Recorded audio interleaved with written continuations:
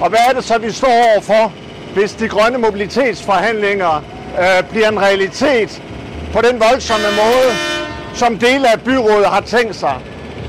Der vil blive vejstrækninger ind til byen, der vil blive lukket ned, der vil blive emissionszoner, vi vil få road pricing rundt omkring i byen, og det vil være sværere for bilister og for den sags skyld for mange andre handicappede at kunne komme til byen. Håndværkere, der skal rundt i byen. Så derfor er mit råd til byrådets politikere og til forligspartierne, det er at tænke sig rigtig, rigtig godt om, inden de afgørende forhandlinger den 7. august, så alle fortsat kan komme til byen.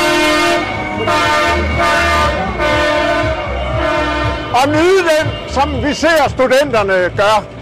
Rettidig omhu, eftertanke, analyser, der fortæller konsekvenserne af, hvad man har gang i, før man træffer de endelige beslutninger. Det er mit råd og ønske på Aarhus Cityforenings vegne.